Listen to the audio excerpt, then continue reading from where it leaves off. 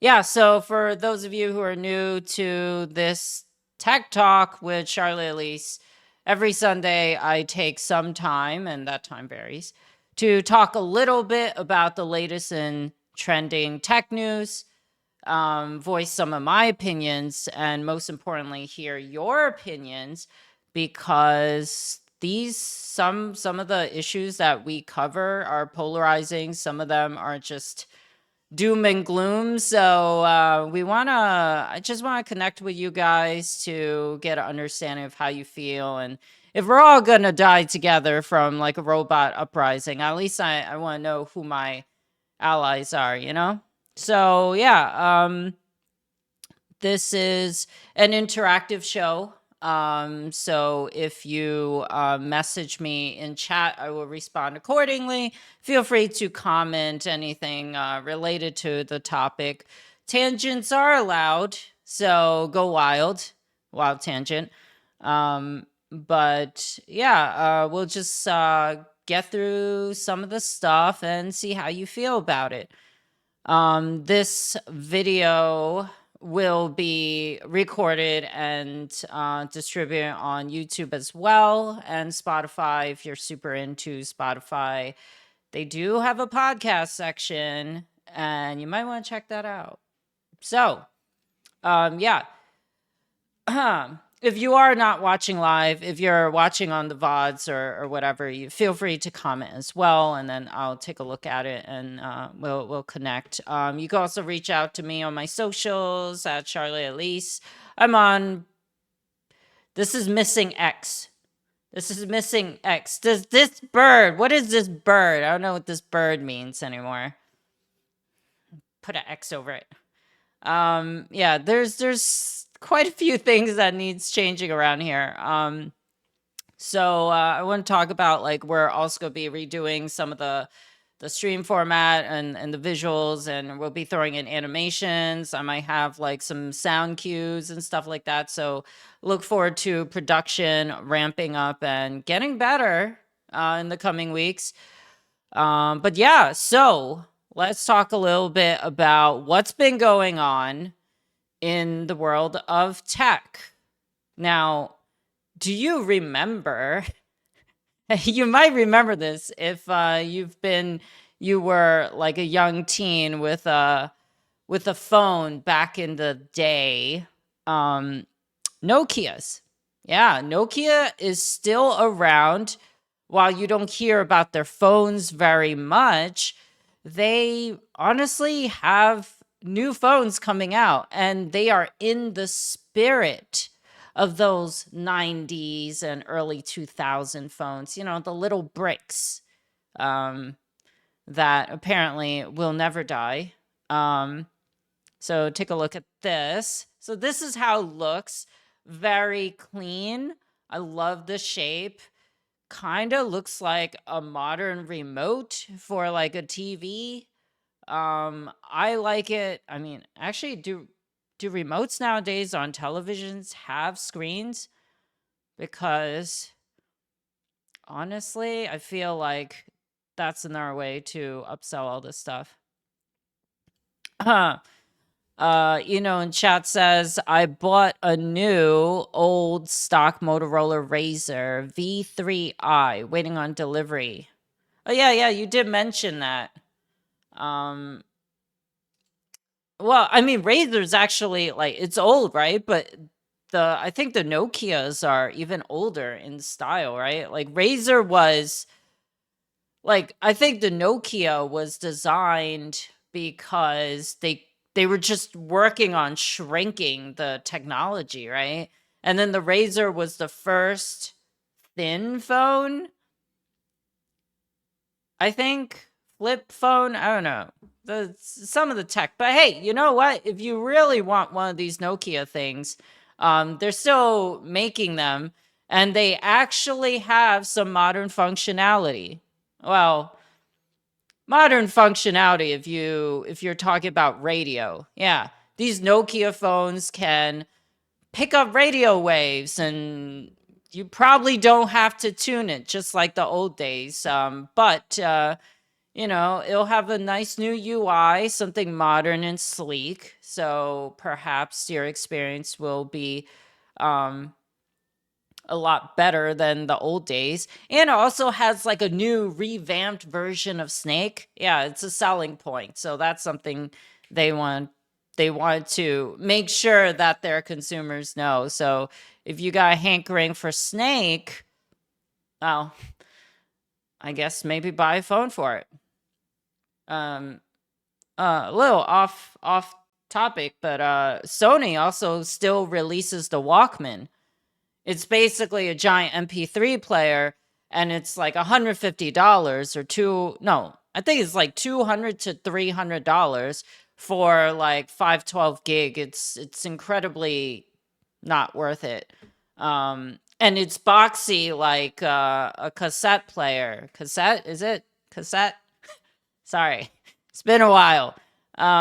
In other news or other highlights through the week, there's a game that has been around that has been ported across many platforms. This game has been on Excel spreadsheets. This game has been on like other like medical tech. I think it was on like some kind of MRI thing. I don't know, but basically anywhere you can imagine, it has been there. And that game is called Doom. Yeah, the classic Doom from 1993, 94. I need to get my years straight. But it's such an old game, but it's so versatile, and it's kind of like Skyrim. Skyrim's another game where people try to port things onto it. Let's check. Says when the Razor came out, he was in high school. Very thin, flippy, and fancy. So Crow in chat says, fun fact, the Walkman CD player has better sound quality than recent music devices. Well, I mean, your sound quality is also throttled by your audio equipment. If your earbuds or your sound peripherals are not good, doesn't matter how good your device is. But yeah, that's pretty neat. I'm glad they provide some value. King in chat says, I used to do 3-mile runs with that fat ass CD player. Dude, how do you do that? So you have to hold it like flat, right? Because you don't want to like make it like skip, right? It's like a record player. It skips. I have to say Doom in all caps. Well, maybe I do, maybe I don't. Take a look at this. Prepare your ears. I made a keycap that runs Doom. That's right, Doom. No tricks, no PC required, it even plays audio. How, you ask? The keycap uses an RP2040 microcontroller running my modified version of the Raspberry Pi Foundation's Doom port. I designed a custom PCB to house the electronics and printed the enclosure out of clear resin. The result is a fully functional Doom keycap. You can even plug in a keyboard and play the full game. Pretty neat, huh? This is a keycap.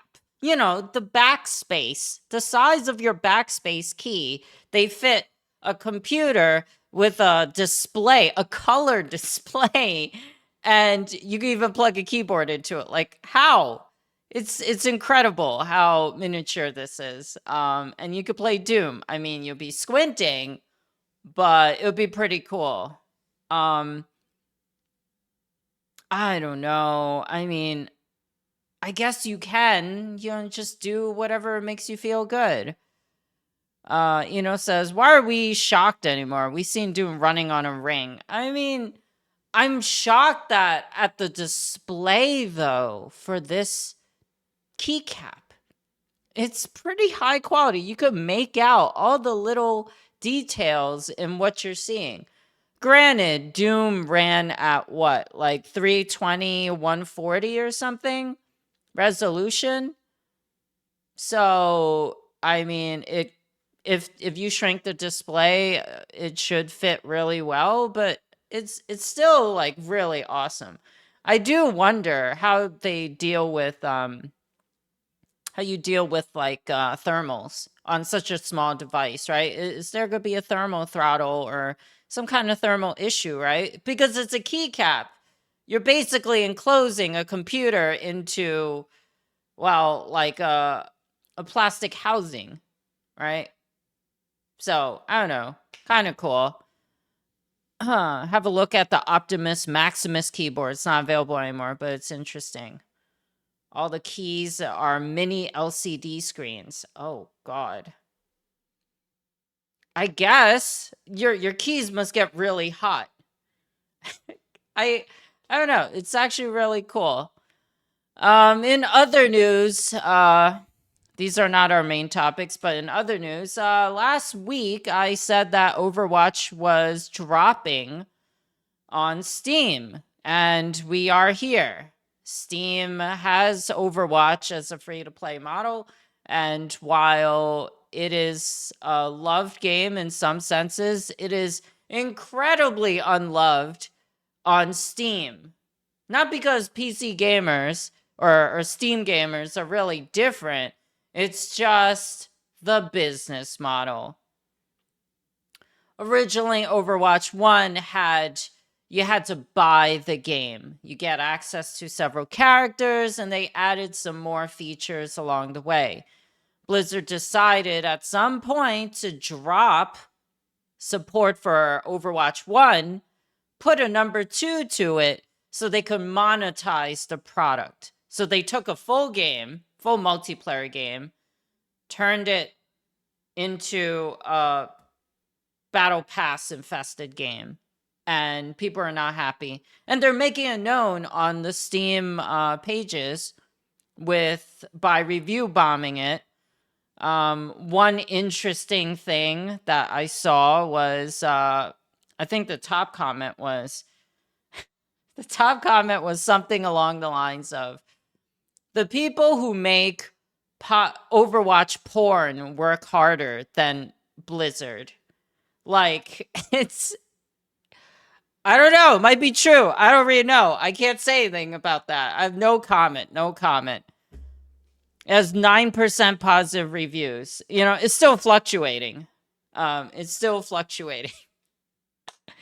All right, guys. Let's get into the main meat of the stream today. We're going to be talking about 3 topics, and here they are.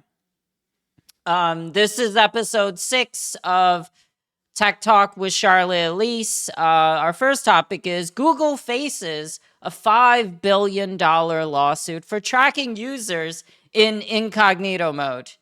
I don't know if you heard about this. Apparently, it's a lot of the search algorithm is burying some of this. So I'm sure you probably heard about it. I didn't actually. I didn't hear about it until an update with the case today. Is it only on Chrome Incognito? We'll talk about that, but short answer, no, it's all incognito. Second topic, I always want to keep the second topic like a little light, a little fun. And it's traveling, but without the baggage. You'll have to see what that topic is all about when we get to it. And the third one is your keystrokes are unsafe. When you think you're safe, you're not really safe. I think that could be said about anything. But yeah, so does anyone actually use incognito mode for web browsing? I mean, I have used it. I'm not like a regular user of it, right? So, but do you use it? Do you think, does it have a function in your workflow? Does it have a function in your regular lifestyle? Yeah, because I think we all know what incognito mode is, right? But if you're not familiar, incognito mode is a private version or a private privacy mode for your web browser, right? So typically you browse the web, all the data is tracked, and websites track you and do all that. tracking stuff.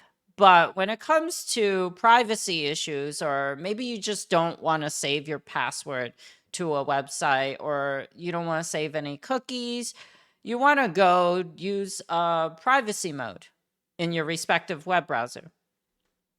Google Chrome calls their privacy mode incognito mode. But apparently they are tracking users. So the news is that recently Google has tried to throw out the case and settle outside of court for tracking users while they use incognito mode. And 5 individuals have brought the case to court to sue on behalf of themselves and for all the people affected, all the millions of people who use Google Chrome. Quite honestly, this is not that big of a shock, right? Because the way the wording works on the website, they did say that websites still might track you, but it's all it's not specific. So whatever they say, it could mean a whole slew of things. But when Google tried to get the case thrown out, well, honestly, the judge said Google did not notify users that it engages in the alleged data collection while the user is in private browsing mode. And she said that, pushing the case forward. Hold on, pushing a case forward because according to Google's statements on their privacy notices, on the splash page for incognito mode, all these things talks about how users can control their data, how users can keep their footprints, their internet browsing footprints hidden or unrecorded. And everything about all the wording around incognito mode alludes towards a safe experience where they're not being tracked. In chat says, big difference between tracking you and tracking you while linking that tracking to your known account. Exactly. Right? So, okay. There, in one scenario, and this is the scenario most people would expect, is you have regular browsing and then you have private browsing, right? Regular browsing, you go to Amazon, your computer remembers, oh, you went to Amazon today. Private browsing, your computer's like, who, what? What happened? Who, what's a Amazon? I don't know. And that's the ideal situation, right? We could talk about Tor, and then the second scenario is that you have normal browsing and you have privacy browsing. But privacy browsing may still track you, right? It's not ideal, but that seems to be the case. Google is tracking users while using privacy mode. But here's the kicker. Courts are trying to determine if all the terminology, all the wording surrounding the privacy statements, all the allusions to a secure, not untracked experience, they're trying to figure out if all these words are grounds for like enforcement. Is it a promise? Is Google promising through all this wording? Google has said, we strongly dispute these claims and we will defend ourselves vigorously against them. Incognito mode in Chrome gives you the choice to browse the internet without your activity being saved to your browser or device.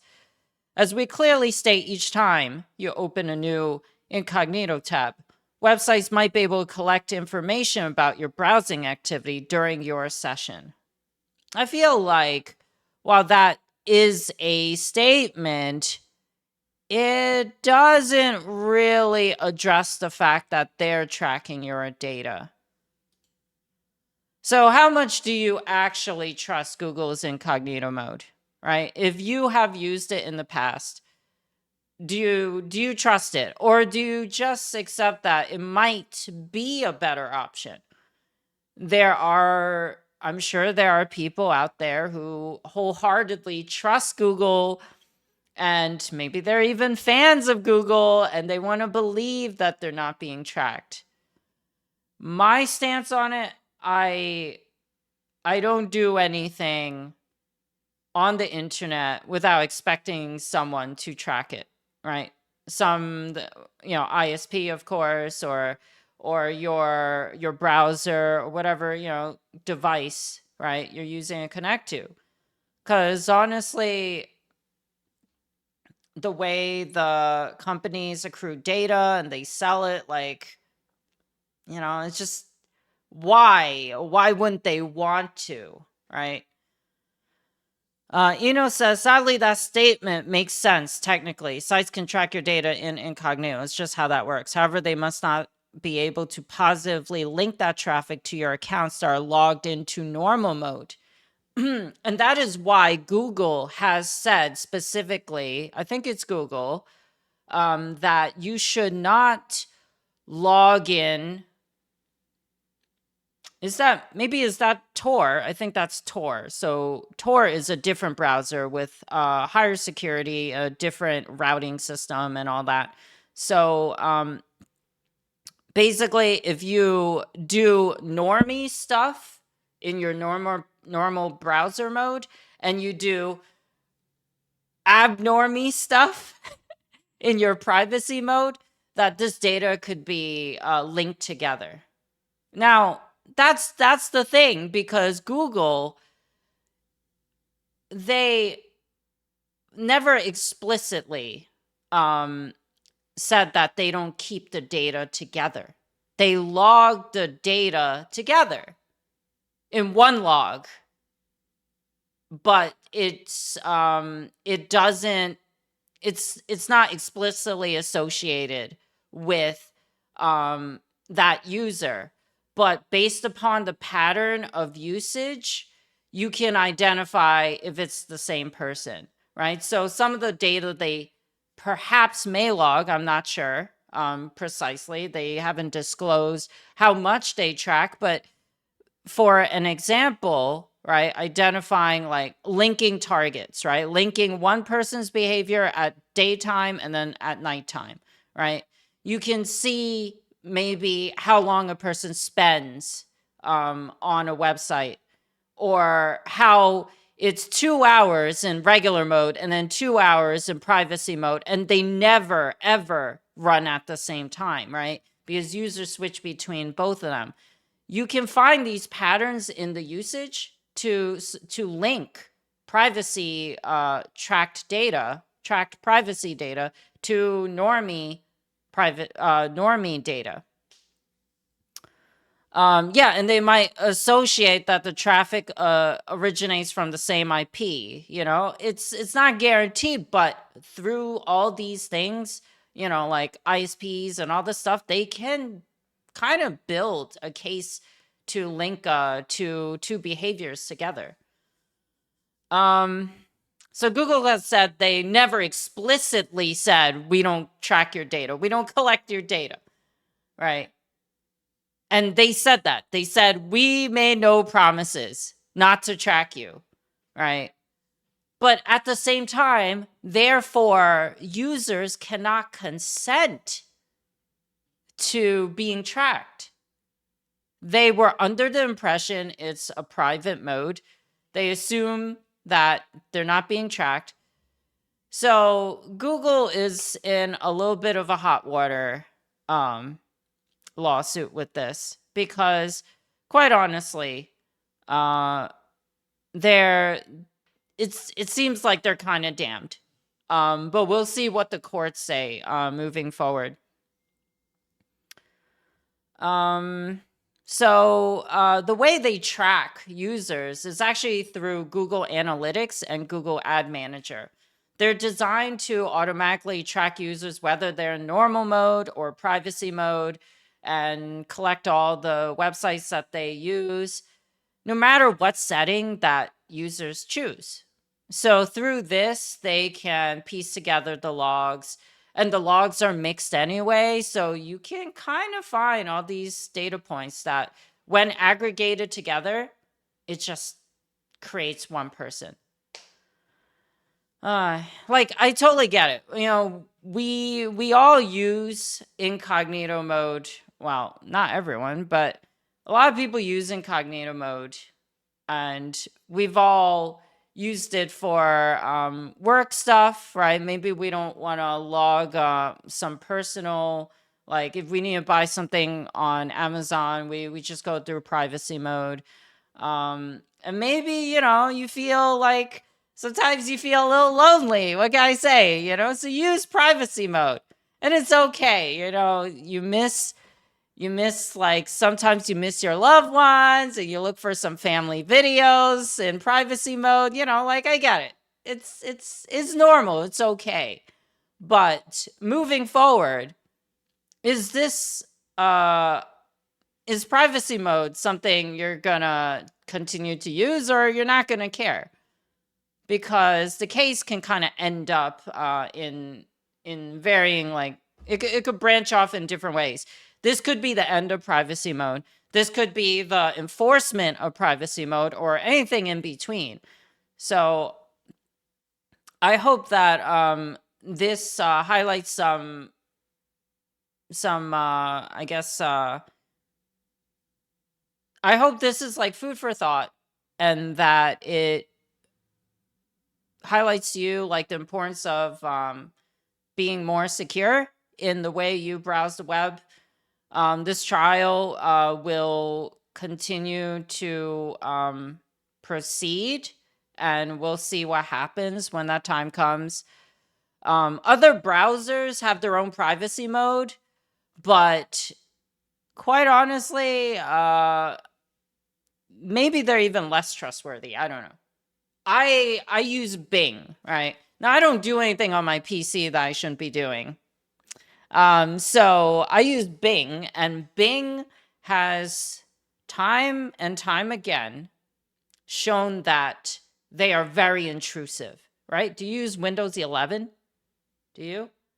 You know how sometimes you log in your computer, it brings you to your login screen? Or I think Windows 10 does it too.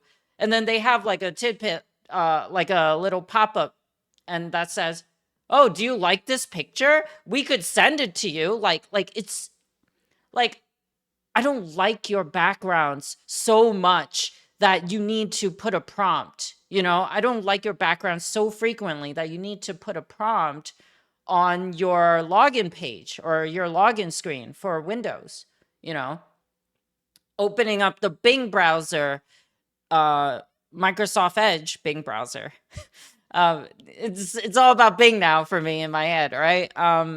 Opening up Microsoft Edge, they're like, "Hey, did you know you can?" No, I don't care. Like, stop. You know, if they're so intrusive, when you're in normal mode, you know, the in private mode for Microsoft Edge, which I have used once, I forgot why, but I don't know. I wouldn't put it past companies to all track your data, whether they say so or not.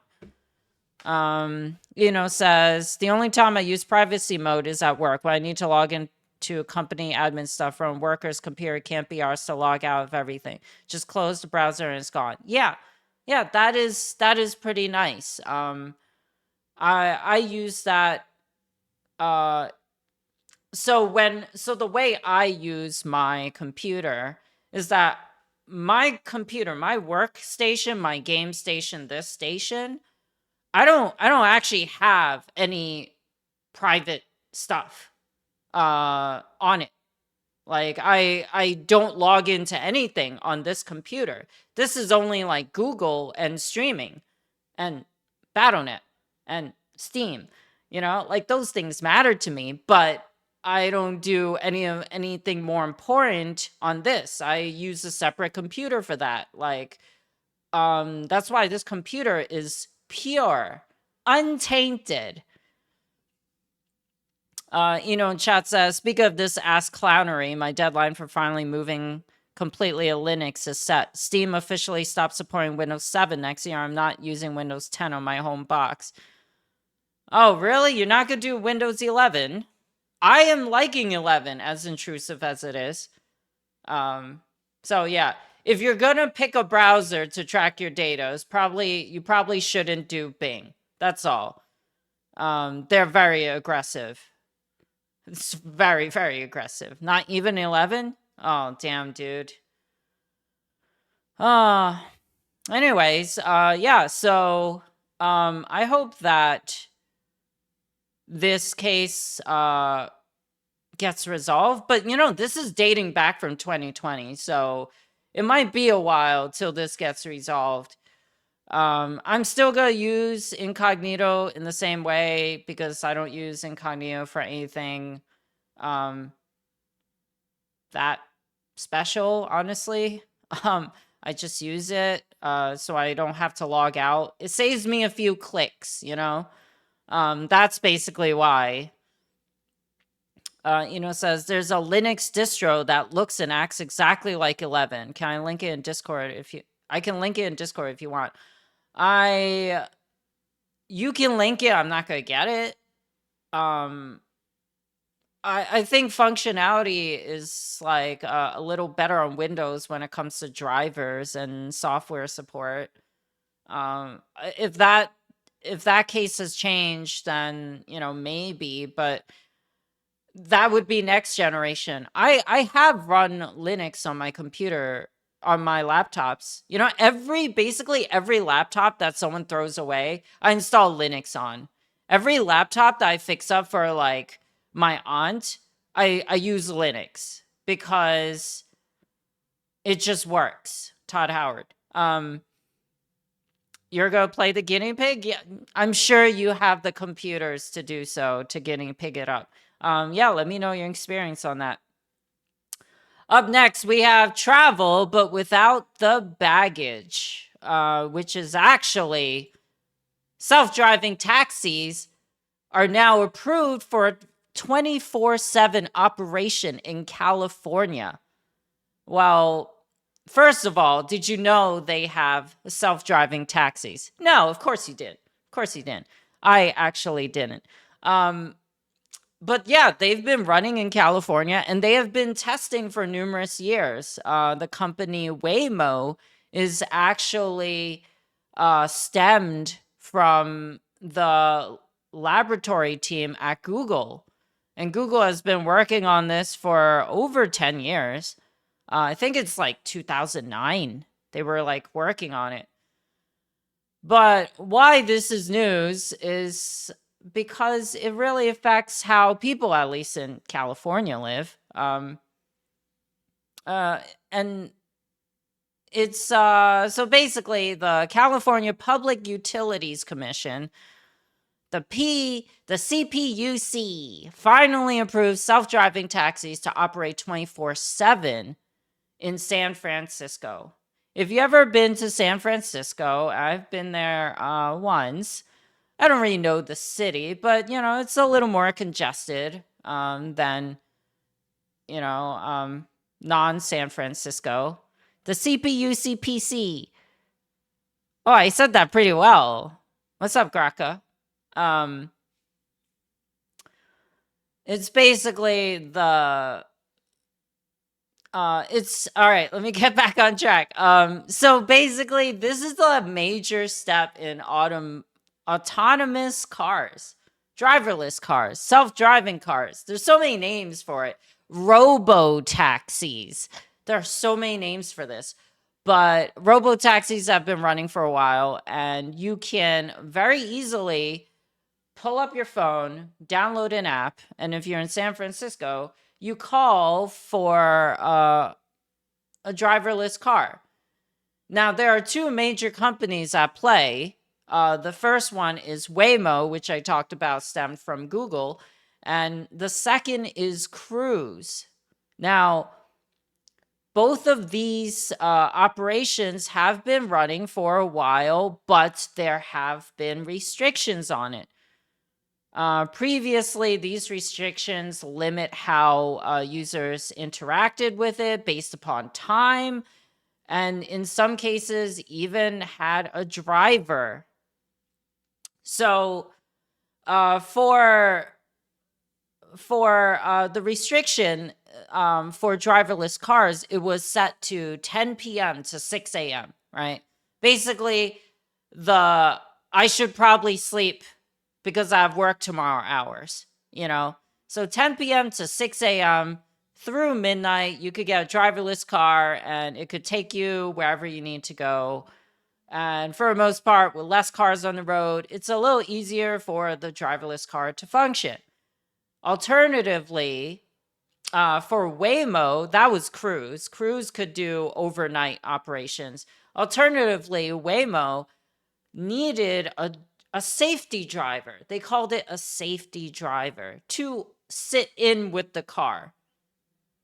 So the person's not stepping on the pedal. They're not turning the wheel, but they're just like sitting there. I don't want to be a taxi driver. And they sit there and they're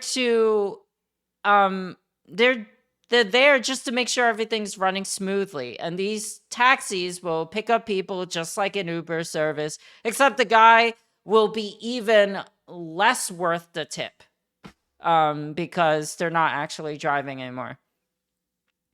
Chances are, since they're not distracted, they might even talk more. Ugh. Do you talk with your Uber driver or whatever car service you use? In chat says, I'm usually pro automation, but not vehicles nor air transport. Machines are decades away from being able to do this safely. Yeah, and that's true. Well, we'll talk about that in a second, but take a look at how Waymo works and you make the decision if this is something that's good for you. Mind your ears. Welcome to the wonder of Waymo One, the world's first fully autonomous ride-hailing service. Now that you've got the app downloaded, you're ready to ride. To hail your Waymo car, just tell us where you want to go, and we'll automatically select the safest spot to pick you up and drop you off. Once you hail, you can follow along to see how far away your Waymo car is, and you can also check your estimated time of arrival to your destination. This may be updated along the way as we look out for things like traffic. You can edit your pickup and drop-off spots by adjusting the pin. The blue and green lines show you where the Waymo driver can safely pull over. You can add up to 5 stops along the way if you need to run a few errands, grab takeout, or pick up a friend during your trip. Just be aware that the exact pullover spots may change due to current road conditions. Once it arrives, you can hop in and take off in a car that drives itself. It really is that easy.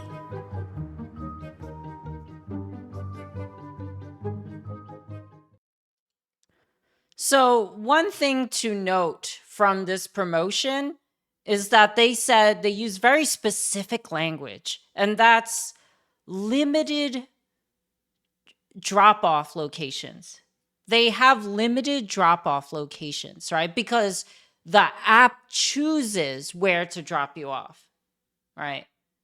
It chooses where to pick you up. It chooses where to drop you off. Now, I understand that maybe the technology is not cutting. Well, it is cutting edge, but maybe it should cut more because these driverless cars probably have trouble navigating highly complex traffic situations. You got a car coming here, a car coming there, and it's like some dude screaming, this guy banging on your glass. Hi, Paranus. We are talking about self-driving taxis that are now approved for 24/7 operation in California. Let's see what you guys said. Rom says it's not easy to start a convo with an Uber driver. Well, I'll tell you a story. It is though, but because if the drivers are not actually driving a car, it could be like, "Hey, how are you?" and then they'll just be talking to you the whole time. I mean, you ever been on a bus and there's always that one person that just loves talking to a bus driver at like 11 p.m. at night? Yeah, that happens. And you wonder how much it costs. Yeah, that's another thing. Is this going to save us money because now there's no human? Or is this going to keep the same price so they could just pocket more? Paranus says, keep them in Cali. Self-driving cars need more work in testing. We need smart roads and better internet infrastructure. Yeah, that sounds like pretty good reasons to keep it in Cali. Google has tested in several places though. I think Michigan had like testing, which was just kind of odd. But I guess they were trying to get a balance of highly congested areas and like more open spaces, you know, like really put it through more rigorous testing. But yeah, so Waymo, it seems like you are only allowed to be picked up in certain spots that the car deems safe, the app deems safe. So that's probably going to take into account traffic, right? I'm assuming that they can't navigate traffic very well. You know, they could navigate traffic, but if there's like a roadblock, you know, because some like, you know, 18-wheeler decides to pull a K-turn in the middle of a like 3-lane street, like, or 2-lane street, like, what are you going to do, you know? The car might not know what to do. The car might end up taking a different route. The car hopefully will not drive through the 18-wheeler, you know? Like, there's so many things to consider when you take the human element, which is the baggage that I've been alluding to, out of the rideshare experience. K-turn, not K-hole. Sorry. Anyways, yeah, so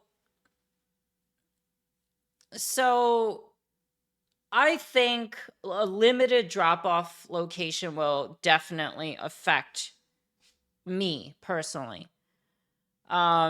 Because when I go to raves, if you didn't know. Most of you do. Because when I go to events, sometimes I come home, you know, late. I take a late Uber. And depending on the location, some of those warehouse areas are a little sketchy, might I add. They are a little sketchy. And if the app is telling me, Charlotte, I would love to pick you up right where you're standing, but I need you to walk through this neighborhood first, you know, instead. Like, I don't like that. I do not like that. There's a reason why, you know, I would prefer to take an Uber at, you know, instead of taking public transportation. I mean, New York has a transportation system. It's dirty, it's inefficient, it's slow, it's corrupted, but, you know, it's much cheaper than taking an Uber. Says, Eno's testing his 5G. Paranus says, I can understand the pros being faster travel with probably lesser traffic due to a lack of human equation. However, we need to invest on enlarging roads and paths in large cities to better accommodate the throughput of people. They are simply too stack congested IMO for automations. I mean, currently, we have to consider GPS at the moment, right? So the GPS system has the current GPS technology does allow people to throw traffic into the equation of their pathing, right? So if you want to consider traffic when going from one location to another, your Google Maps, if you use Google Maps, will take that into account and suggest a different route that's maybe more efficient. It seems longer on the surface, but it might save you time. I feel like the apps will do the very same thing. And perhaps in the future, when this is all a collective network where they can track other cars right? Let's say let's say you have a city square, right? In the upper left quadrant, there's high traffic. There's a lot of people using it. So maybe, and you want to go to the low traffic area, right? In the lower right quadrant, right? You have like maybe 10 people. They might send some people to the top, send some people to the bottom, send some people through the middle.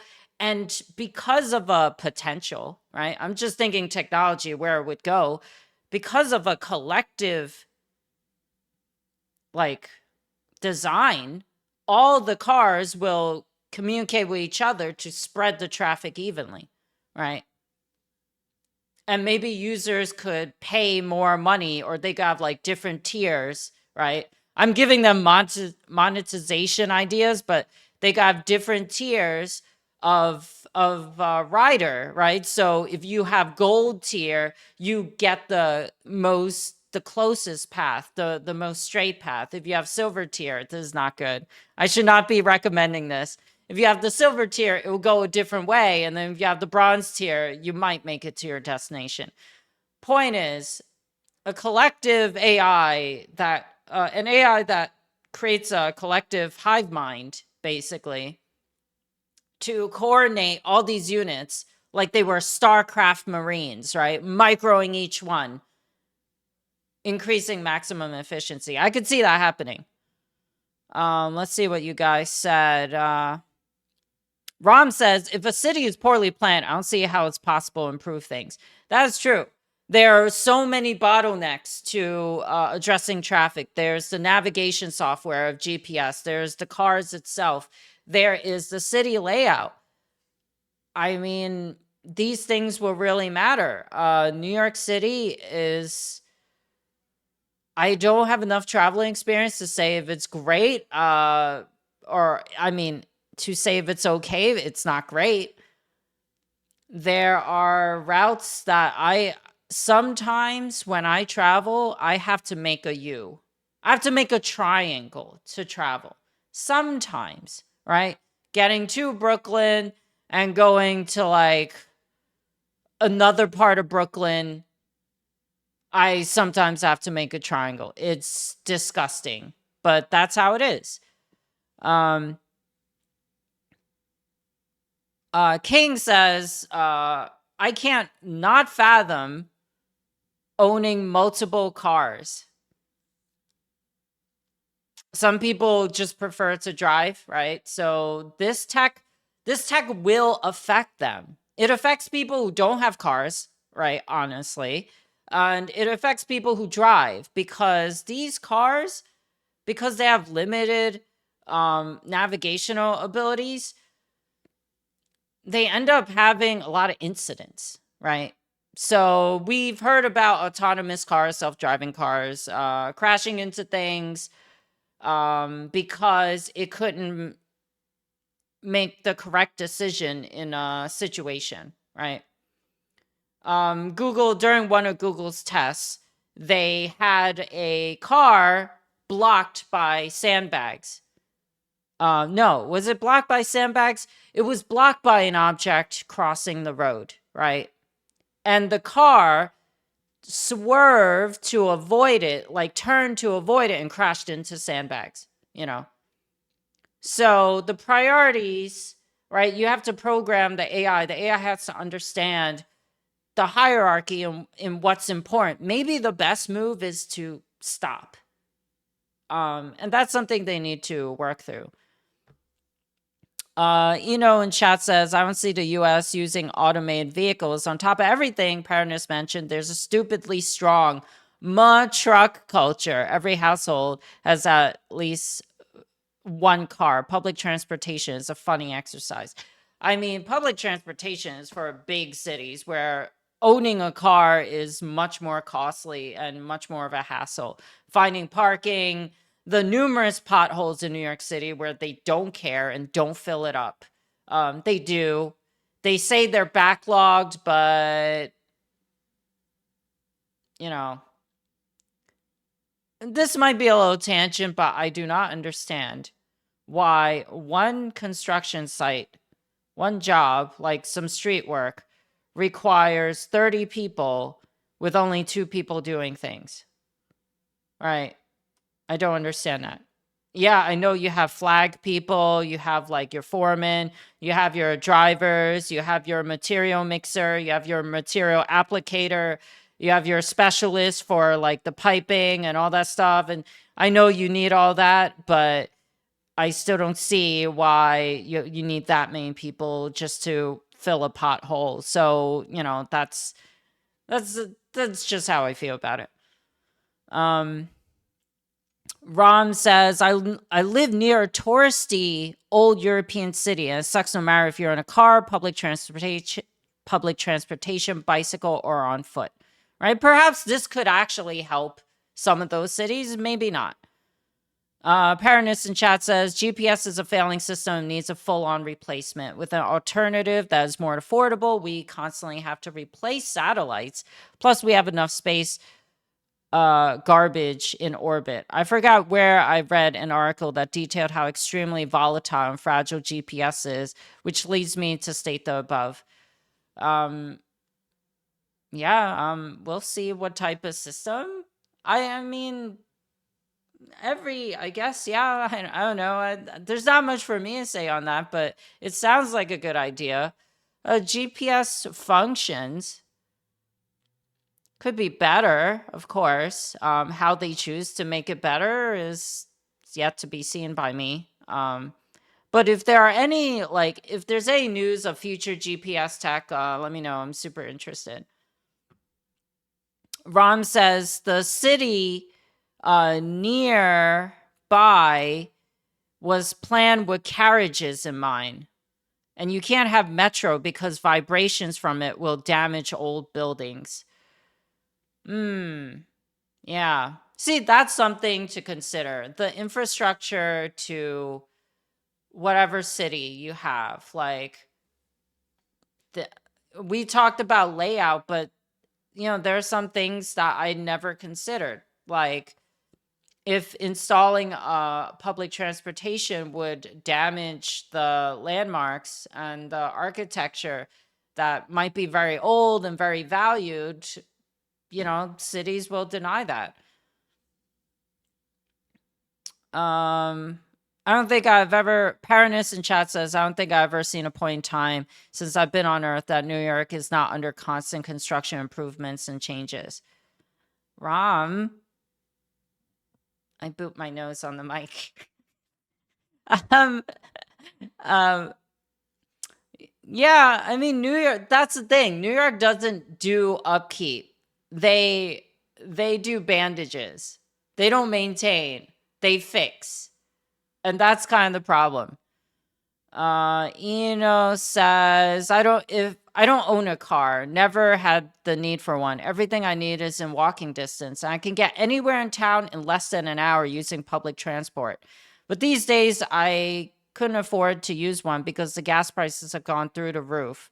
Multiple roofs, even. Yeah, well, EV is, becoming more popular, electric vehicles. So we'll see, maybe that'll change. So, all right, let's get back to autonomous cars, right? So what do we have for some cons? We got limited pickup locations and drop-off locations.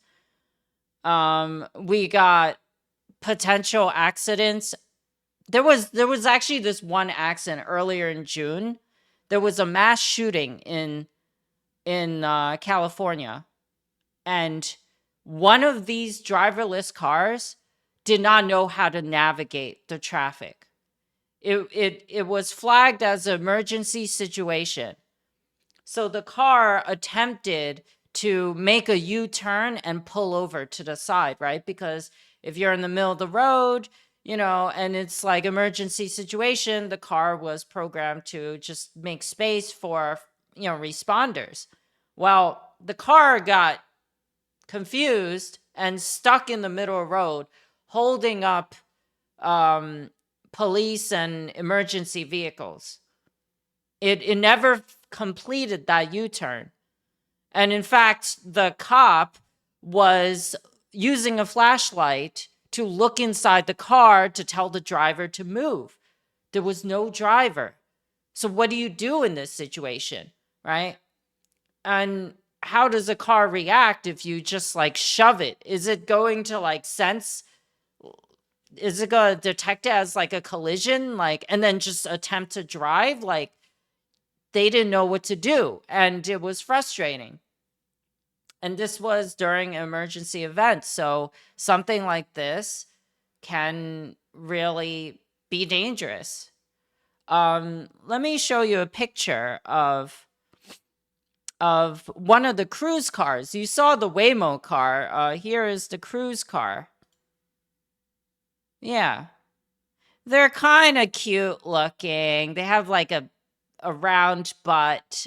They're what? These are hatchbacks, right? Hatchback-like.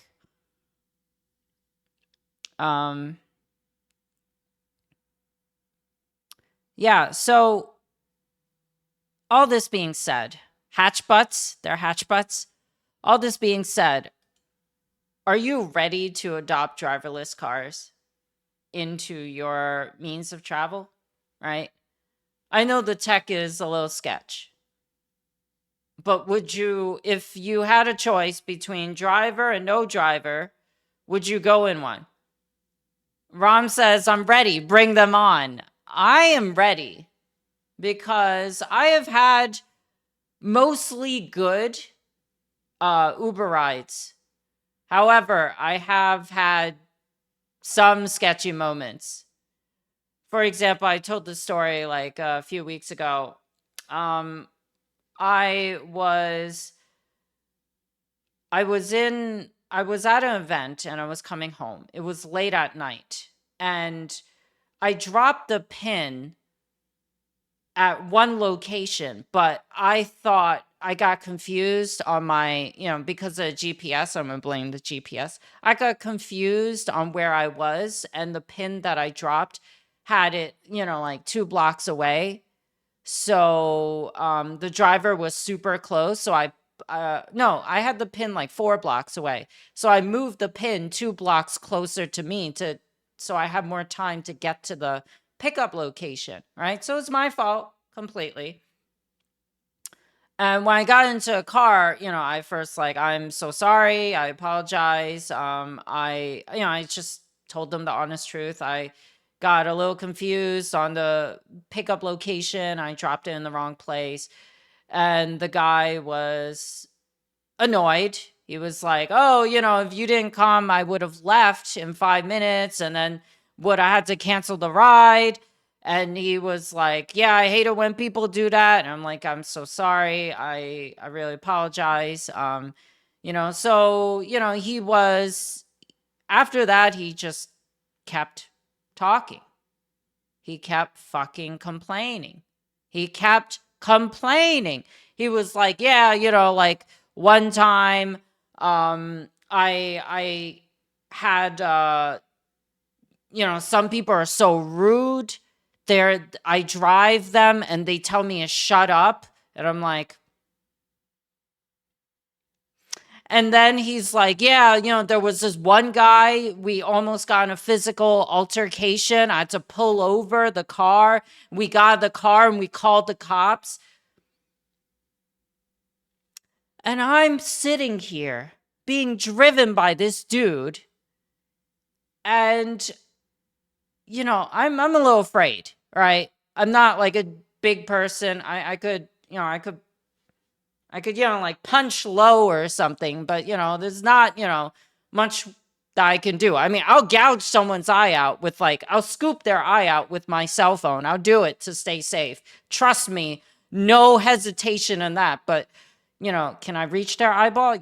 Anyway, point is, this guy was annoyed and he was bitching a lot. He was bitching a lot. So I tried to balance this guy. I'm like, hey, sometimes you have good days. Sometimes you have bad days. How's your night tonight? And I was making so much fucking small talk. I was so sick of talking with this person. Now, mind you, I used to work in nonprofit where I for a living, had to listen to people share their problems, and I did counseling, and I became an ear for people. So my listening skills aren't bad. My patience for it isn't bad, but this guy was driving me crazy because he was so fucking negative. I have worked with clients that have been a lot less negative. Anyways, this guy would not stop talking even when he's on the highway. And he's one of those people that has to make eye contact with you while driving. So we're on the highway and he turns his head to look at me. I'm like, please, it's not even a straight road. It was a slightly, it's a slight turn on the highway. I'm like, fucking A, I will actually die here. But what am I going to say? Like, shut the fuck up, look at the road. I mean, I probably should, but it's like, there's also like this guy who's like pseudo hostile, right? And it's not because I'm late, right? That attitude, but he's got to have like a pretty low ass rating to finish the night. He made the wrong turn, right? He made the wrong turn, and we were going down a road that would have led me far from my destination, from my home. And by that, I got scared because, like one of the worst things when you're a woman in an Uber by yourself with the driver is that they just drive past where you want to go, right? That's one of the scariest fucking things. And, people make mistakes, but do you have to make fucking mistakes on like turns that are ultra important? Like this is like going to another borough type of important,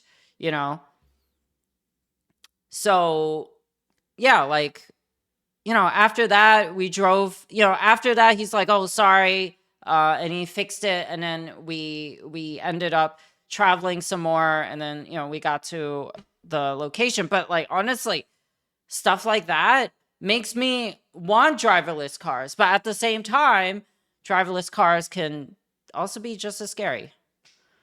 Thank you for listening to my TED Talk. Fun fact about these. Let's see. Paranus says driverless cars defeat the purpose. If you need to get somewhere fast, it may not use conventional means. Might go off-road or drive through a median, and driverless car can't if they won't be able to assess the situation, perform the task.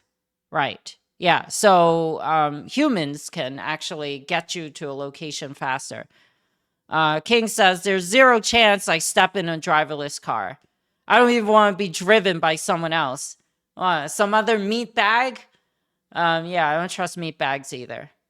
Eno says, fun fact about these ride-sharing apps, I can always find a way to save at least 10-20% if I move the pickup a couple streets over. For example, if I'm at a train station and it's a point of interest the app recognizes, artificially inflates the price. Yeah, that's something I do too.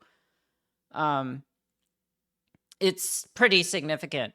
Rom says, I read a Reddit thread where people are talking about Uber drivers requesting you to cancel a ride because you could still get charged if you cancel and they don't give you a lift. Really? I don't know. I haven't encountered someone being real toxic. But that driver that drove me, he told me he cancel rides on people he pick up because he doesn't want to go there. It's like, you do you, dude. Just get me home. And I gave him a shit rating because he's fucking dangerous. That guy is actually dangerous. He should not be, like, dangerous as in driving and potentially unstable, like, he should not be driving, he should be doing something where he's locked in a room with like fabric walls or something, cushioned walls. Paranus says, some people just don't have the temper for public communication or interaction. It sounds like he failed miserably at both. Are those ratings incognito? I would hope so. Just maybe not Google incognito. Fucking too soon. It's too soon, Rom. It's too soon. All right. I think based upon like the timing, they could figure out. But dude, like, yeah. I mean, and that's just one very rare experience. Now, I have a good rating as a passenger, but when some rides are scarce, they got to scrape the bottom of the barrel, and sometimes the things you scrape is more like excrement than human. Dude, yeah. They better not put me with them. I'd be terrified. I'd be fucking terrified. I will go gouging. All right. Anyways, yeah, the last topic for today is your keystrokes are unsafe, right?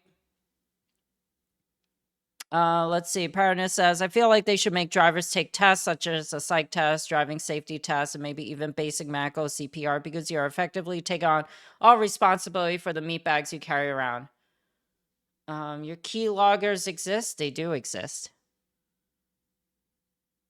That's a tall order, though, to have people go through all that rigorous testing. They don't even make a lot of money. They got to drive like X amount of hours before they actually make profit. It's just like restaurants, right? You have to serve X amount of customers before your second seating, and the second seating is where you actually make money, in restaurants. So like it's kind of the same thing. So it is a lot to ask, and I think they should.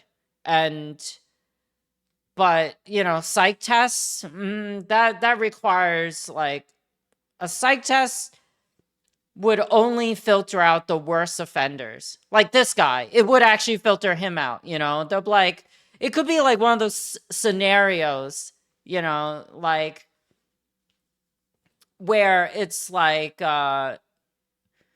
it could be something like there is a woman there is a man that is falling off a cliff. He's hanging off the cliff. If you pull over the car, you will be late to drop off the passenger. What would you do? Right? Like some like very black and white morality scenario, because that can filter out some of the worst people. I mean, what would you do? Of course you wouldn't stop because you need to get the passenger. All right, so the last topic is AI that can decipher your keystrokes through sound. Yeah, through sound. Of course, keyloggers exist. If you're not familiar with keyloggers, that's a program on your computer recording every button press you make. You could be like WASD, WSAD, ADS, right? When you see a sequence like that, you could think, oh, maybe they're playing an FPS game, because they probably are. Probably not a password in that situation. Let's see. Paranus says, if anything, they can offer more pay for taking all the various tests. Yeah, no one's going to want to shell out for that. The rideshare companies wouldn't want to do that, and the passengers wouldn't want to do that. Oh yeah, well, that's what a keylogger is. Keylogger just records what you press. Now, if you type in your banking statement, your banking login details, they might be able to figure it out. But this is not that. Imagine yourself in a Zoom meeting, right? Imagine yourself like this, except your mic is on. You're expected to pay attention because, well, actually here you're expected to pay attention as well. But imagine you're in a Zoom meeting. It's 2 hours into a meeting and lunchtime is coming. Lunchtime is coming. So what do? You sneak your arms away to your keyboard and you go to your website and try to order, because you don't want to be seen looking at your phone on a Zoom meeting, right? Maybe, I mean, a little bit's okay, but if you keep your eyes down here and you just do that, that's not a good look on Zoom, right? So you try to go to your favorite pizza place and you try to order a slice or a pie. And because you don't want to be seen doing that, sorry. So anyways, yeah, you do that during your meeting. And usually these meetings are archived, there to be reviewed by people who maybe missed a meeting later on, right? And your keyboard sounds can be heard typing in your mic. Those very keyboard sounds of you ordering a pizza at Domino's.com can be deciphered by AI. Apparently, that's old. Some hack-on showed the sound of fans spinning, the light of hard disk drives blinking, even a low noise hum of speakers due to USB power interrupts to record and decode keystrokes and user data. It's kind of old, but that we'll talk about that. So yeah, this AI processes the sounds of your keystrokes and translates it to actual key presses to a high degree of accuracy. Researchers in the UK use machine learning to process these recordings and to give them the transcripts for what has been typed. So in order to do that, how they trained the AI was they took a keyboard. It was a MacBook Pro 2011. And it was a 16-inch, by the way, because stuff like that matters, and we'll go into that. But they pressed each key 36 times, right?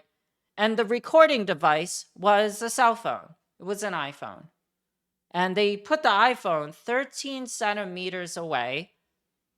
They hit every key multiple times. They went down the rows. And by this process, they have trained the AI to understand the difference in the keystrokes. Also they use different intensity. They press some keys more gently, they press some keys hard. They try to simulate different fingers on different keys, and they just try to give the AI a complete picture of the differences in the sounds of the keystrokes. Phone calls, by recording people while they're on the phone. If you're on the phone and you're typing away, it is 95% accurate. From these recordings, they can get 95% accuracy of what you typed. From Zoom calls, it was 93% accurate. And from Skype calls, who uses Skype? It was 91.7% accurate. So these applications, these recording devices, they are good enough to put your keystrokes at risk. Now, Paranus was talking about hacking and different ways of identifying and decoding keystrokes and user data. Well, something like this is called a side channel attack, right?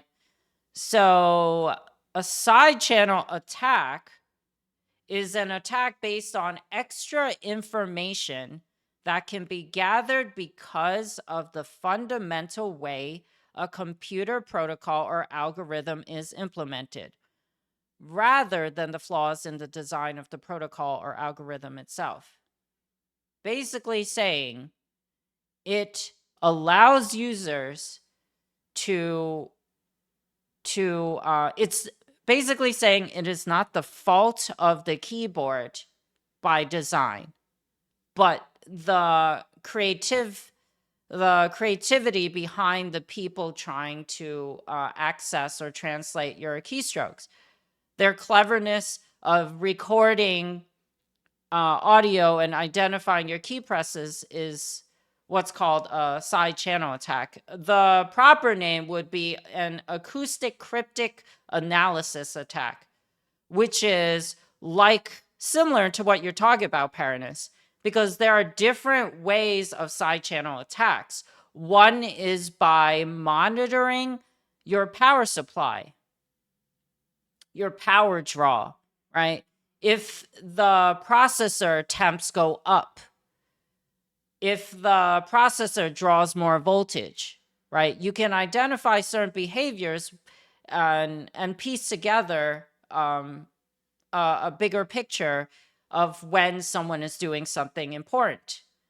Hard disk blinking, right, was a thing. We're now in a day of solid state, and I think they still blink. Honestly, I don't know. I just don't connect it. There's no reason you need to know if your hard disk is working. Okay, I just don't understand. But yeah, the low noise hum of speakers, right, with being powered, right? All these could be like pieced together to paint a picture where you can understand what people are doing. So these recordings are fed into a machine, and it learns to recognize all these acoustic signals associated with each key. The physical attributes of the keyboard matters though, right? Because remember, they did this test on a MacBook Pro. I don't know what keyboard you guys use, but I have a Real Force limited edition full keyboard, I don't know, TLK or something. I don't know. It was this long string of like numbers and letters.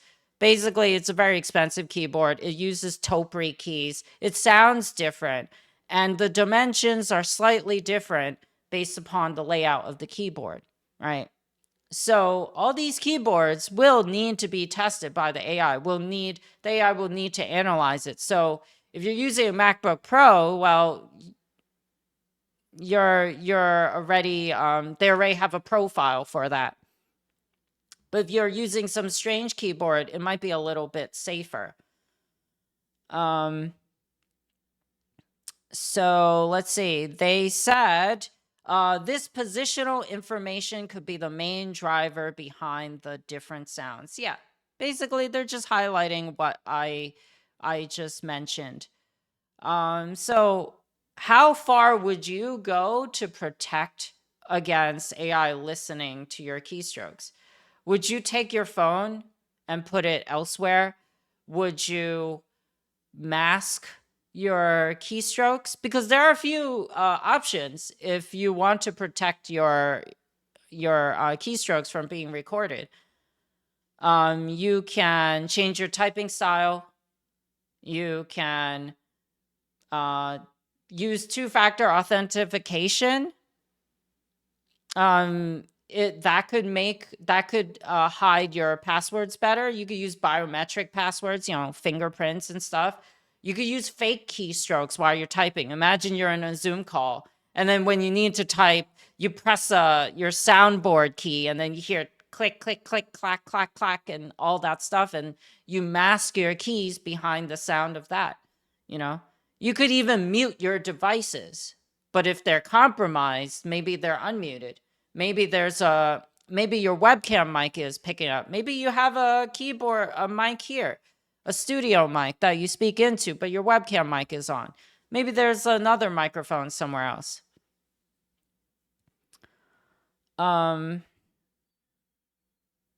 Yeah, the concept of keyloggers have been around for a long time. That is true.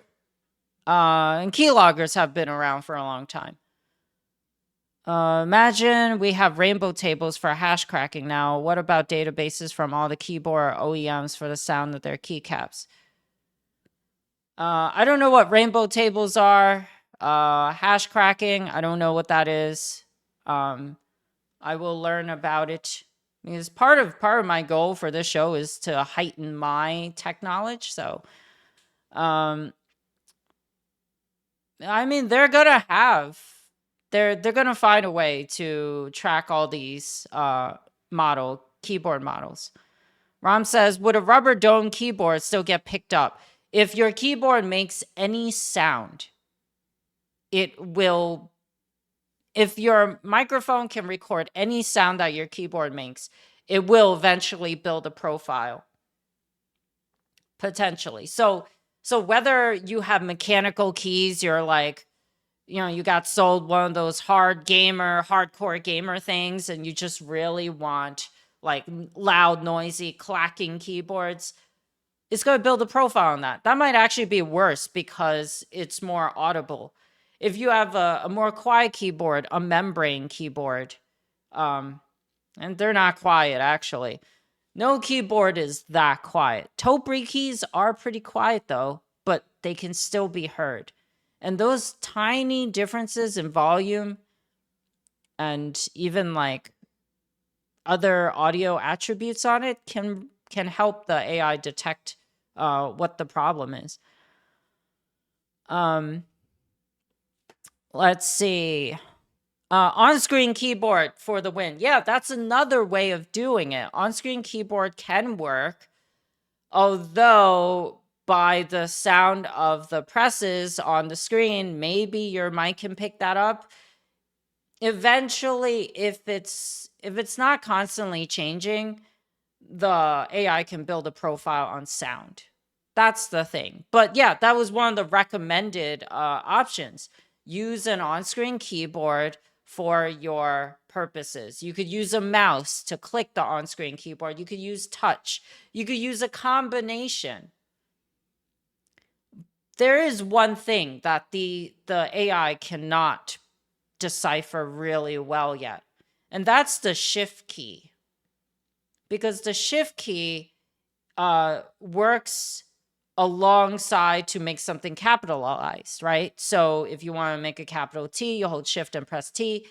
The release of that key can mask the sound of when you press the T or when you release the T.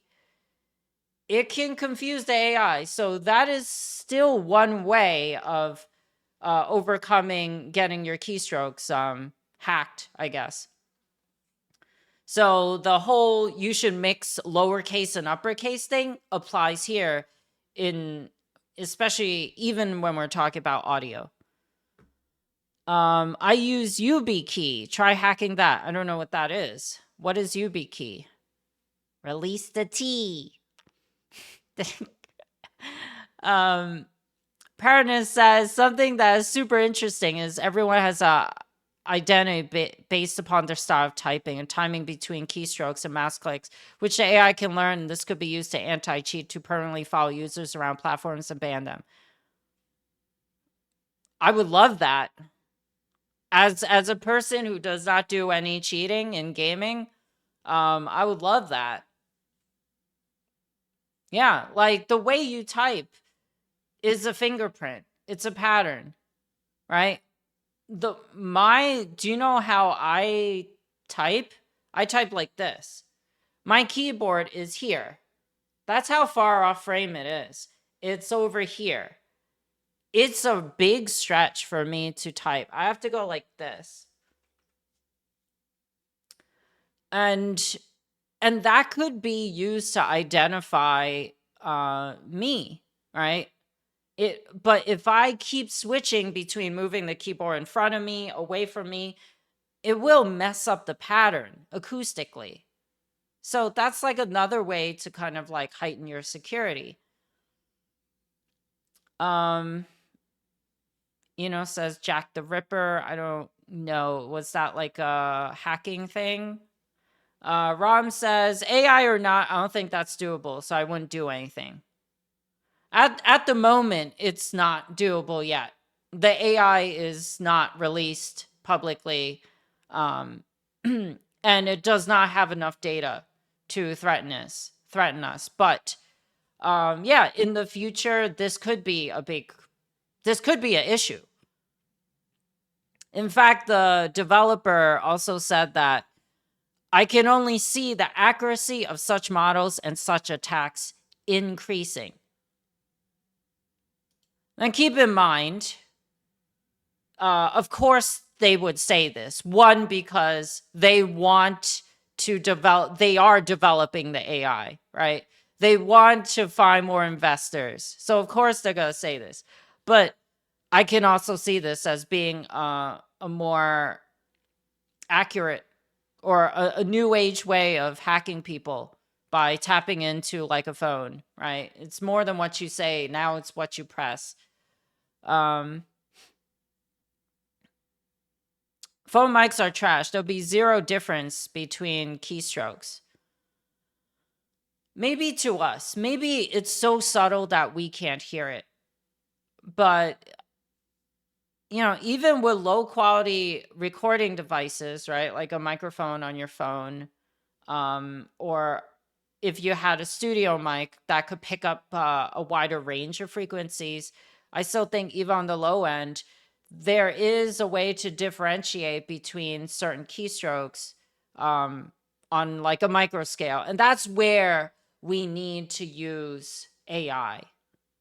Because in real life situations, unless like for music, for example, unless you're incredibly gifted and practiced and studied, sometimes it is hard to find the key of a song, right? It's more common in EDM music because the artists there, they making music in EDM is much easier because everything is done via the computer. So they don't even need to know what key it is. The computer kind of processes it for them. But yeah, there are some artists in the electronic music industry that can't tell the difference between one key and another. So our ears, not everyone is capable of deciphering these microscopic changes in frequency. But that's where the AI will come in. Final method would be to have some music drown out the keyboard, but are you allowed to play music during a Zoom meeting, right? Because these meetings don't really like, or using these calls, right? Like if you're on the phone, you know, it maybe it's a work call, right? Maybe for in some weird scenario, your coworker's recording you. No, the AI works through any listening device. But when it comes to typing sensitive data, perhaps it's like a work password. You know, perhaps it's a password. Like this could, you might need to log in something, right? Maybe you're working with help desk, right? And help desk is your company's tech support. Maybe they have to log in an account, right, in order to access, you know, your case.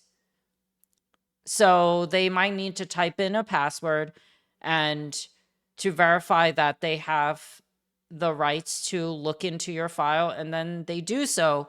And if you're recording them through the phone, you could figure out, you know, with the AI and, you know, assuming all this is fully like in motion, you could figure out what they're saying. Have you heard of passkeys? They'll make passwords obsolete in not too distant future. No, passkeys, like what? Physical medium or some kind of encryption? Because I know encryption, I know physical mediums like USB, like keys and stuff, but are you talking about like swiping? Swipe, swipe, swipe. You're talking about like pressing buttons? I don't know. Let me know. Let's see. What is Paranus linked a website. Is there any deets on that? It's what? What is that? Paranus, Passkeys is currently in demo on Google and Microsoft. You authenticate with your fingerprint, for example.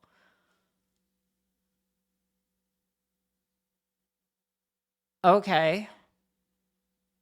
I mean, I there was news that they were working on retina scanning like passkey for crypto. Like, I think it was WorldCoin. They were using retina scanning to identify users to access the wallet and all. Okay, cool. We'll check it out. Rom says, I bet there's a software that can link your password to your fingerprint. I wouldn't really trust it though. Have you thought about it? WorldCoin is a dangerous scam. I am not a crypto person. If you do crypto, just be safe with it. Know what you're investing in. I just have to say that. Have you thought about your fingerprint is actually a biometric QR code? It's basically a QR code, right? So what Ram is talking about, he says he bet there's a software to link a password to your fingerprint. Maybe that's probably what it is, or maybe it's just like pattern matching. I don't know. I don't trust having my biometric data for anyone to see on a blockchain. Yeah, I guess that's true too.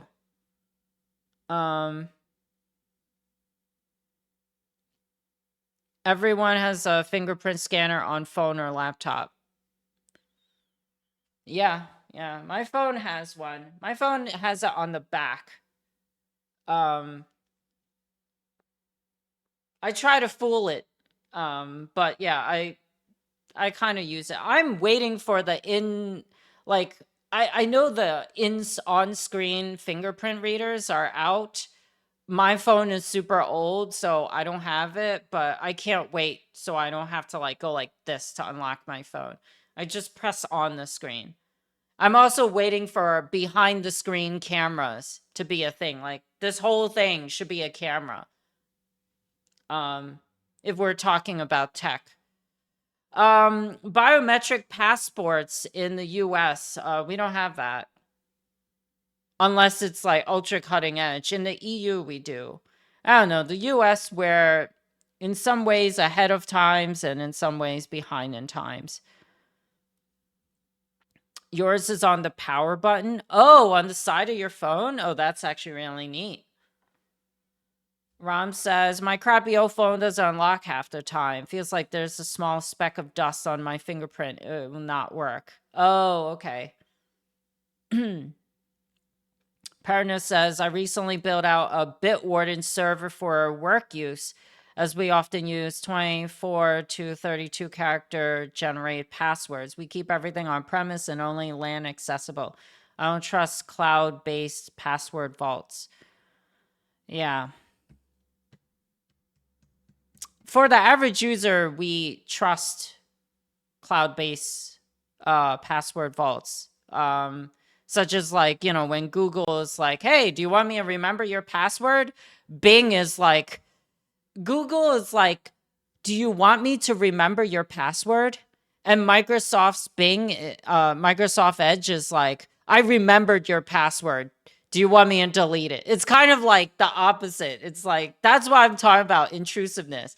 Microsoft Edge doesn't actually do that, but that's the feeling I get whenever Edge approaches me for something. It's like, hey, I already did it.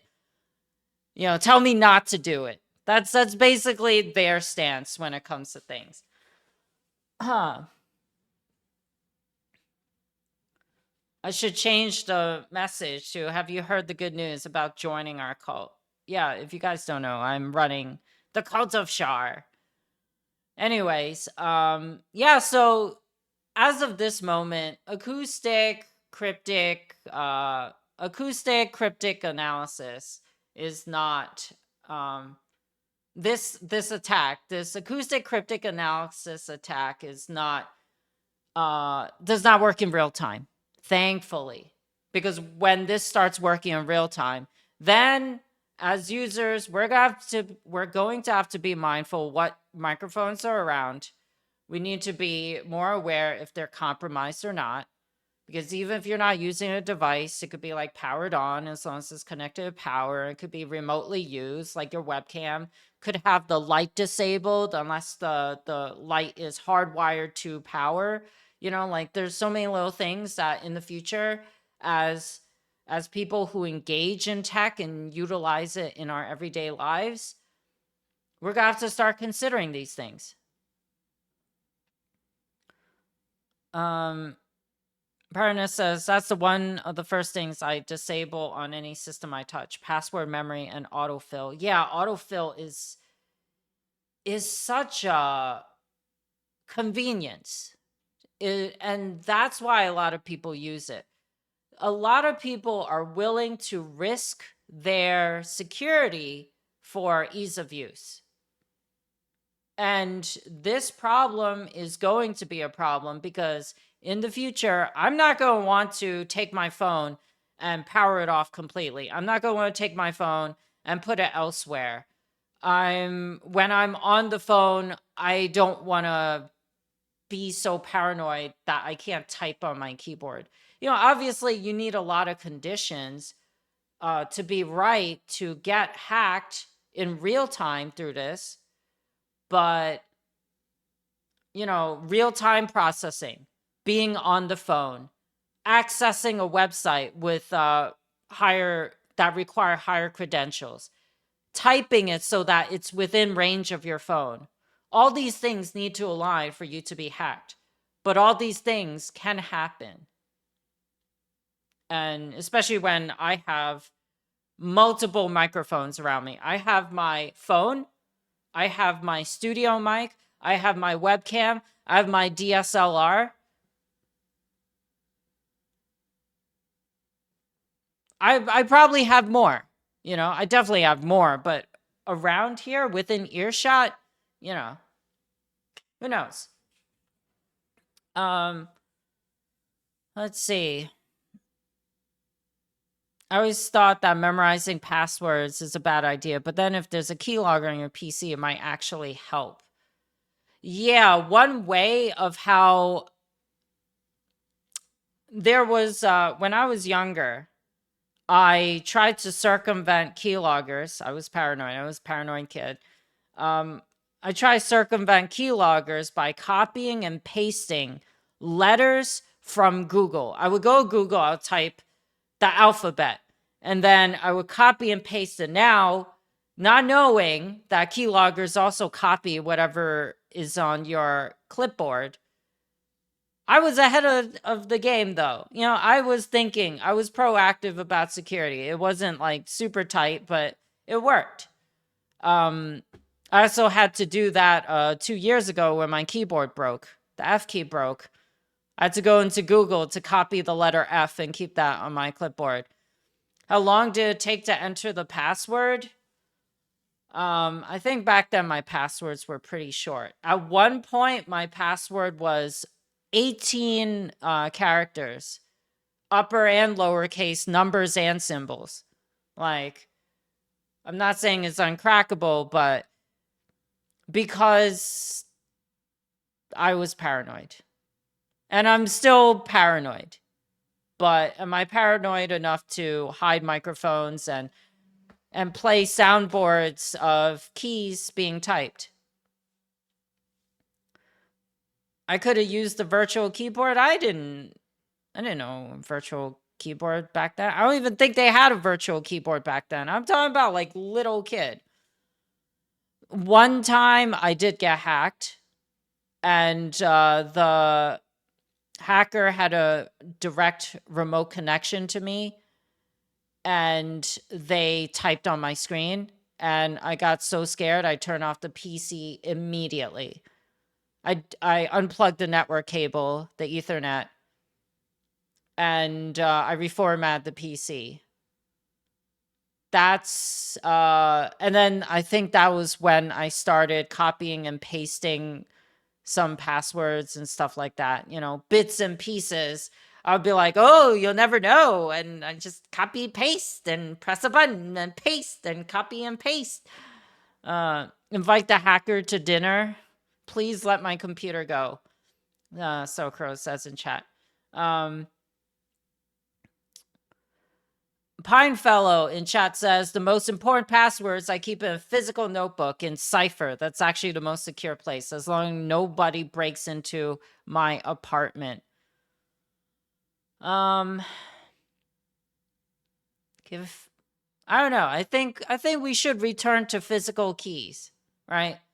As that's the thing, right? As we move towards the future and technology gets more advanced, people are going to rely on more digital solutions, right?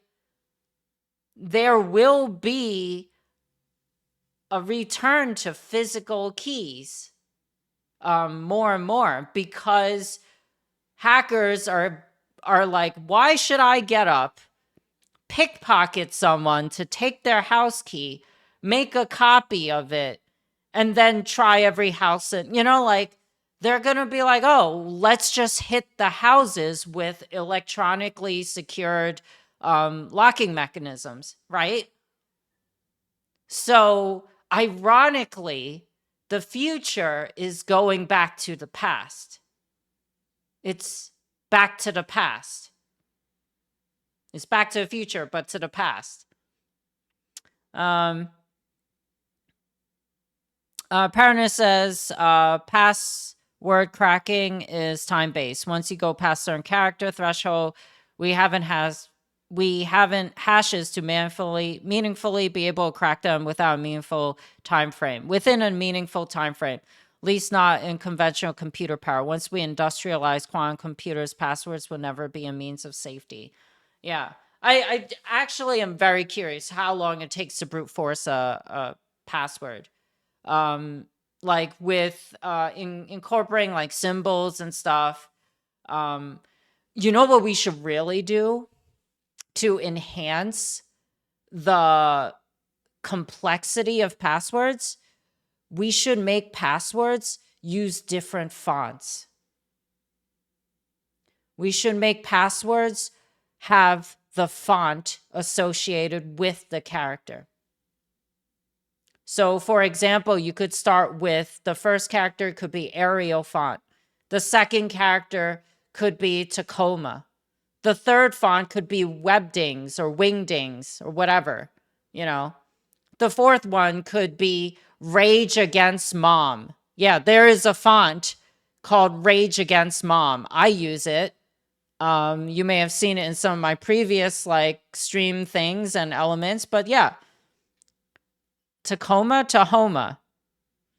Oh, okay. Tacoma's a place, right? Tahoma, yeah, that's correct. Paranus says anything under 16 characters is 24 or 30 seconds. Doesn't matter how complex it is.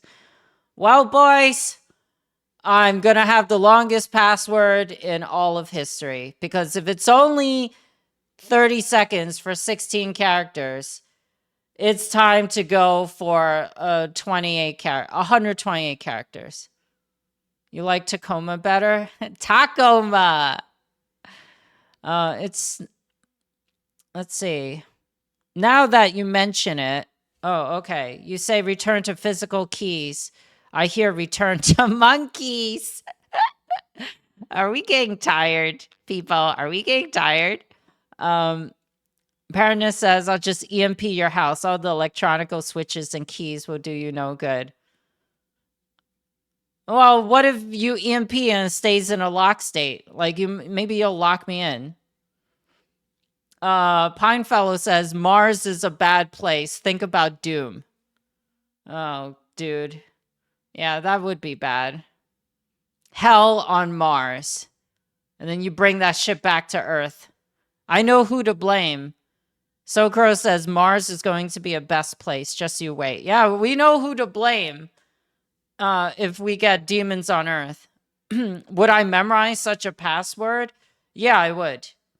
I would go to the extent of memorizing that. Yeah, that's why you should use passphrases. I'm sick of having to remember long-ass passwords and phrases.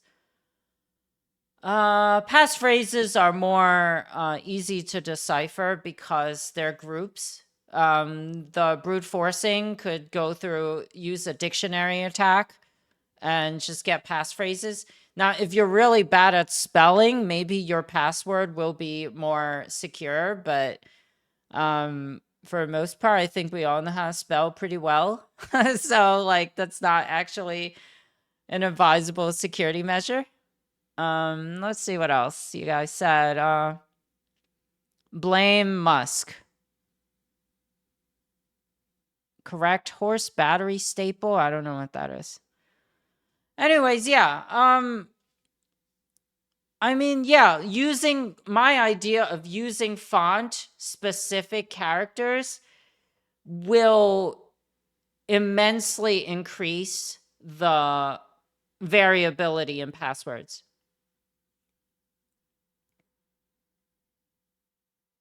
Seriously. It could be a thing. They need to support it. I mean, that would just immensely multiply. I mean, someone could do the math on it, but it would multiply the combinations. Paradis says, great, now I definitely know you're in there. In the case, I would use the same breacher shotgun in tangent with the EMP. If that doesn't get me in, then we all know Semtex. Dude, if you're using Semtex to break in, then it better be a bank. like you're not gonna use like Semtex to break into someone's home. Can you enter such a password with multiple fonts without displaying it? I think there's an interface, right? It's the same thing as what's happening right now, right? Like you enter a password, but it's masked, right? So you just got to assume and be careful with what you type and just assume that you're correct. So why not with font changes as well? There's a higher chance for error, yeah, because there's higher variability and more input required, and therefore potentially more misclicks and mistypes, but security is security. Pinefellow says, I mean, passphrases like hacksaw, elite speak, super seeker, P455. Honestly, something like that, I'm sure there's a dictionary for elite speak as well. There's a dictionary for it. There's no way. By the way, that wasn't my password. Or was it? But yeah, that's a thing. Some people can't appreciate C3. You would? Depends on what I want inside the value I associate with it. I guess. Would you break into a home just for a GPU? If you listen to last week's podcast, Tech Talk with Charlotte, which you could find on YouTube and Spotify. Nice segue, right? We talked about how shit, what did we talk Sorry, I'm getting tired. We talked about how what was it? The GPU market we might have a GPU drought. That's my train of thought. You were saying you would break into the house if you find something valuable. And I was saying, what if I have the, NVIDIA 5090, like TI, right? Of course you would break in because that thing is going to be worth like $6,000 because they're not going to let it go for anything less, right? So yeah, it was a long segue plug to my previous podcast. You can always check that out in the links below. We are going to wrap this up. But before we go, right, all the securities measures that I have mentioned, right, I don't think we can trust people to do it because quite honestly, we can't even remember to turn off our webcam when we're done with them. Goodbye. All right. Talk to you guys tomorrow. See you guys.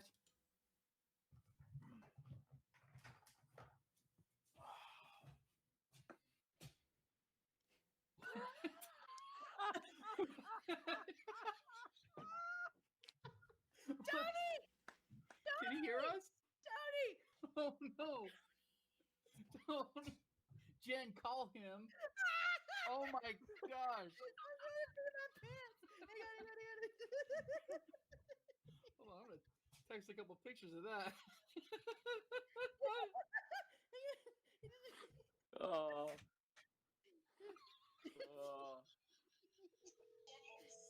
Oh boy. What's up? Tony, I can see you. You're We can all see you.